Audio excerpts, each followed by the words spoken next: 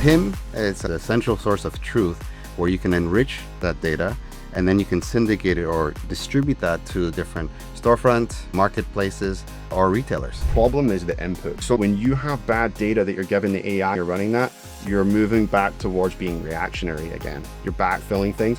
So the real thing to have is consistent data that isn't just built for humans, but is also built for a machine. Today we're discussing the hidden engine of digital commerce, which is the product data. Because in 2026, the biggest barrier to AI adoption is dirty data. Don't treat this messy product data as an operational annoyance. Treat it like an opportunity. Get everything organized and put the validation and checks in place so that the bad data doesn't slip through.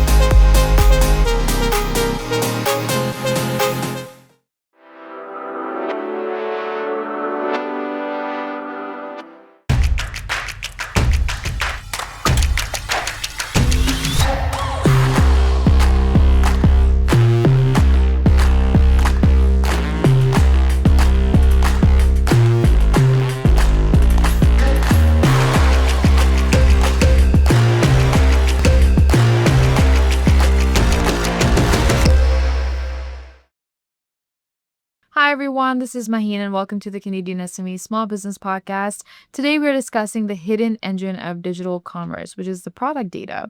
Because in 2026, the biggest barrier to AI adoption isn't the technology itself, it's dirty data. And when your catalog is built for human eyes rather than the machine executive, your AI initiatives will fail in production. Joining us are two leaders from JasperX Technologies, Lisandro Nunez, the VP of Growth, and Nick Spencer, the VP of Solution Engineering. JasperX is the only Canadian PIM platform built for digital commerce, trusted by brands like Samsonite and Yeti Cycles. And together, they help SMBs move from spreadsheet chaos to a high-performing data foundation. So lots to uncover. So without further ado, let's dive in and welcome our guests. Lisandro, Nick, welcome to the podcast. It's a pleasure to have you both here. How are you? Doing well. Thank you very much for hosting us. Yeah, thanks for having us. Absolutely. Now, there were a lot of things that I had mentioned in my intro as well. And one of them that stood out to me was the PIM. Is that how you say it? PIM? PIM or PIM. Mostly PIM. Okay. PIM's kind of the, PIM. Okay, yeah. PIM. Okay, so let's begin our conversation by really understanding how do we define the PIM advantage. For many SMBs, PIM is a new term, like for myself as well, yet it sits at the heart of how giants like Shopify and Amazon operates. Tell us, what is a PIM platform and how do you know when your data system is failing? Well, sounds good. So a PIM stands for Product Information Management, in case people have not heard. So it's the JasperX PIM is it's a modern e-commerce platform that helps to take product chaos and turn it into a very concise, consistent, and high quality product experience management system. So what it really does is it helps companies that have multiple products, dealing with complexity, and to put it into one central place. So it's a central source of truth where you can enrich that data and then you can syndicate it or distribute that to different storefronts, marketplaces, or retailers. So it really takes a very highly manual process and turns it into something magical that's easy for the team to actually execute and manage. Absolutely. And that sounds very helpful indeed. And it tells us that moving from scattered spreadsheets to a single source of truth is a difference between really struggling to keep up and being ready to scale. Now let's explore why AI initiatives fail without a strong data foundation. Tell us, why do AI commerce initiatives fail and what makes data truly AI ready? Yeah, so I think the big thing with that one, right, is a lot of people will automatically blame the model, right? There's so many models coming out right now. So the first thing that they'll go to is, I need a better AI model. Oh, no, we got to wait till Claude or OpenAI has the new release. But that's not actually the problem. The problem is the input, right? So imagine this, right? You got an e-commerce project going. The demos look great. You got the end-to-ends going and everything like that. And it looks fantastic. But then what happens is when it actually hits production, you're fixing stuff on the fly. You've noticed that there's all these little gaps, that the AI wasn't able to work with data that was properly, created and with that intent. And then it kind of moves you away from, with a PIM, it allows you to be preemptive. But when you have bad data that you're giving the AI and you're running that, you're moving back towards being reactionary again. You're backfilling things. So the real thing to have is just to have like consistent data that isn't just built for humans, but is also built for a machine as well. The great analogy I like to use, right? And then this one's really common in programming, is you say, imagine an alien comes down from space, right? And you have to explain to that alien how to make a peanut butter sandwich. You can't imply things that a human would already know, right? Like you'd be like, hey, like, yeah, go to the cupboard and get the jar of peanut butter. The alien's going to be like, what's a cupboard? What's a jar? Now, AIs obviously operate a bit differently, where they have lots of common knowledge that they can base off. But when it comes to your actual particular business logic, you have to make sure that not only is that data in place, but it's consistently organized throughout your product catalog, so that the AI model itself actually knows what it's dealing with, and it's not being reactionary instead of being preemptive as well. So that 100%, like, that is the most important aspect of making sure that an AI project with regards to product information management doesn't fail. So data feeding the AI is incomplete or inconsistent. Even the most advanced model in the world won't drive the conversion. So thank you for highlighting that. Yeah. Next, help us look at how clean data protects margins during scale. How does structured product data help reduce returns and protect margins? So I can take that one. So when we're talking about margins, perhaps it's better to understand the situation for which company selling the product would benefit from this. So if someone's going to buy a sweater and they go into the shop, they can pick up the sweater, they can look at it, they can actually flip it around, see what where this was made, what it's made out of. And so they can decide, I'm going to take this or not. When you're selling products online, it's a completely different experience, right? So whereas you can go online and you can see the nice website you have, there's nice pictures of this sweater. I can see the different images there, the front view, the back view. I can see where it's made, but it's really nicely designed. So the importance of the data is all that the consumer is relying on. So whether it's text, copy, or descriptions, whether it's images, whether it's customer reviews, that's what really helps the customer to have the proper experience. And if they don't have the proper experience, guess what? The customer returns the product. So the customer or the company has done so much work to sell the product, and then they find that these returns are coming back, and that's a very significant impact on margin and profit. But even more so, and this is the really dangerous part, Right. in the long term, they start losing the customer satisfaction, the customer loyalty. And so then they start actually not just looking at this loss on this particular item, but actually on the lifetime value of that customer. So having the right structured data, visible, available, correct, is critical for the consumer experience and for profitability.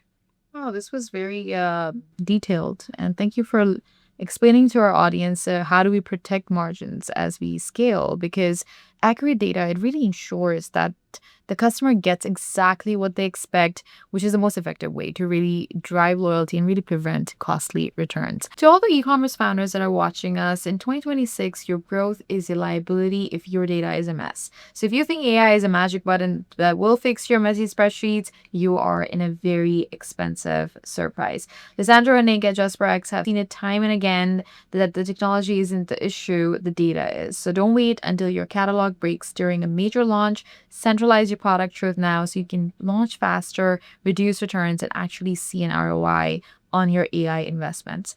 Your data is your foundation. Build it for machine execution today so you can win tomorrow. We're going to take a quick break here. Please don't go anywhere, because when we come back, we will break down how to manage product data across multiple channels without really losing control. Hey, you think you know UPS? Yeah, that's us.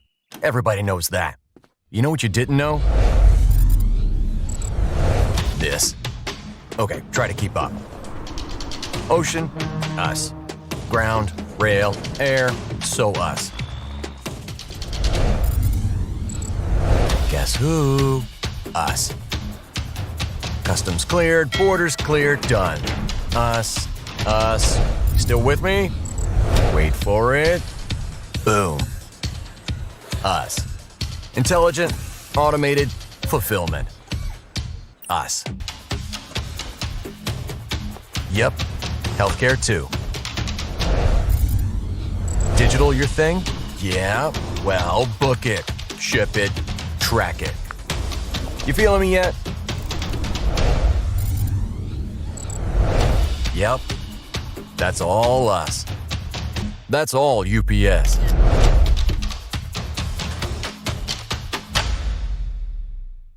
Welcome back, everyone. Let's dive straight into how businesses can create a single source of truth while adapting to different channel requirements. Now let's explore managing shared data across multiple commerce websites or channels.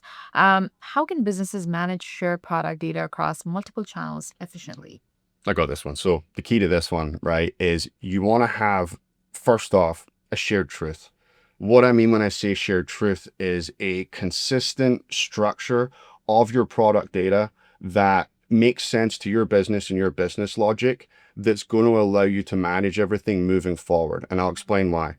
You have a lot of, and this is, working with many different businesses over the years, I've noticed that so many of them are bending their data to suit a certain front end experience, right? So they're bending their data to suit a certain platform. They want to have it presented in a certain way for the customer, which is very important, obviously, right? Like we want that. We want to give the customers that good experience. But here's the problem. Front ends change. Customer experiences change, trends change. And what happens when you've put your data in a specific way and you've, for lack of a better word, you've compromised it. You've compromised your data to fit a certain front end experience. And then let's say a new platform comes out that everybody's using. They're doing like the best rate for transactions. They're not taking as much of a cut as the other ones. So your margins go up. You're like, we got to get on this platform right now. Oh, but we've done our data in a really weird way to serve X platform. And now it's going to be a 6 month to year project to allow us to be able to manipulate that data and go through the same pattern again and get it ready for the other one. So the idea is you want to have a shared central source of truth and then make the outputs flexible. So for example, imagine I've got a name and I've got a description and I've got a tag. On X platform, the name goes to the name field, right? On other platform, they want to put the name plus a hyphen and the tag. Well, some people might then just start making another field where they're manually copying in like that name and putting a hyphen in the tag. But what you want to do is actually have smart rules that transform your data on the way out to the output. Right. So my whole mantra has always been like, never compromise your data for the sake of a front end experience. Have your data very solid and then manipulate the output on the way out to the channels to serve that front end experience. And that's how you're going to get the best balance of like protecting your data and having it like managed consistently over time, but then also being able to onboard quickly onto new platforms in order to get you out there to more people to sell more, which is obviously massive, right? Today's, Right. environment. But yeah. Super insightful, no, in terms of letting us, understand, like creating a system that enforces validation rules automatically really allows your teams to focus on marketing rather than the manual data entry. Yeah. Finally, let's look at how the evolution to JasperX happened and its AI focus. Please tell us, what is the vision behind JasperX and where should brands start to scale faster? I can take that. So JasperX, Jasper started back in 2010 and very quickly developed a product information management system, a PIM system. And so before, PIM was a buzzword. So over a decade of experience there. But with changing times, what we found is companies, you mentioned like Samsonite, like Getty Cycles, like Tile, Life 360, they are moving to a new era. So before, the PIM was really to help to optimize, so take manual work to organize. But today, it goes from product data organization to, and I actually was at a conference yesterday, Neil Patel, well-known marketer, was exhibiting, and he was talking about how AI determines whether your brand exists. Because it's no longer just, I have a website and we've been around for 50 years. It's, is the product that you have represented on your website the same as what is being represented on Amazon, the same as being represented on eBay or other storefronts, other retailers. And if there's discrepancies, you start losing the value, you start losing that trust. And because the LLMs, like ChatGPT, like Gemini and so forth, they want to be the source. So when they find information that is not 100% accurate, then they don't take their customers there. And that means that your brand really starts suffering in this world of AI. So AI it's a very different view. It's not having that website that looks pretty, when you go to, and you like, ooh, you get that feeling. Right. The human looking at that information is very different. They look at the graphics. They're like, ooh, look at that. That communicates something to me. Whereas AI just goes, text, brr, image. Is it the same as what I saw over there? It is? Good. So it's very different. So the world of AI has made having accurate, consistent product data more important than ever. And so we're actually getting pulled in this direction because of AI. Amazing. Now that tells us that focusing on the experience and the extensibility, it shows that you're building a platform that grows alongside the ambitious brands that you serve. This was a great conversation. Thank you so much for walking us through how important AI is in this day and age for SMBs to adopt. As you wrap up, if there's one key piece of advice for founders that are struggling with really messy data, what would it be? Yeah, so look, when it comes to it, don't treat this messy product data as like an annoyance, as an operational annoyance. Treat it like an opportunity. Think about all of the times that you've had, like failed product launches, for example. You've had to go back and take stuff off a publish and go and fix it and put it back forward, all because like bad data is slipping through. So take this as the opportunity to almost kind of take a step back, figure out like what is important to you and what's important to your data, get everything organized, and then put the validation and checks in place so that the bad data doesn't slip through. And I guarantee you, watch how big of a difference it makes. When you're going to go to a new platform, it doesn't become this 6 to 12 month project. It becomes much more smooth. And as you do more and more of them with your data consistently organized, it just gets easier and easier as it goes. So treat it as an opportunity rather than some kind of annoyance that you just keep dealing with and putting off. Absolutely. Do you want to add something If to I that? could add just very quickly to that, I would say, don't wait and try to get things perfect. Move forward. Come talk to us. Yeah. Your viewers are experts in what they do in their business. So, Right. When we need to know what their business is, you go to the experts. So don't try to figure it out. If you have any questions, just reach out to the experts, and we're happy to help. Absolutely. This is such a great reminder that starting with the data foundation is the only way to really build a business that actually scales. Thank you so much to the both of you for being here and for sharing such great expertise and your insights. It's been a pleasure. Thanks for Thank you. having us. And that was Lisandro and Nick from JasperX Technologies, a masterclass on why your product data is a key to unlocking AI-driven growth and how to build a foundation that lasts. Thank you so much for tuning into the podcast. Please be sure to subscribe and visit CanadianSME.ca for more resources. To learn more about how we are supporting the ecosystem, please visit Canadian SME Small Business Foundation at smefoundation.ca. A special shout out to our partners, UPS, ADP, for their ongoing commitment to empowering small businesses across Canada.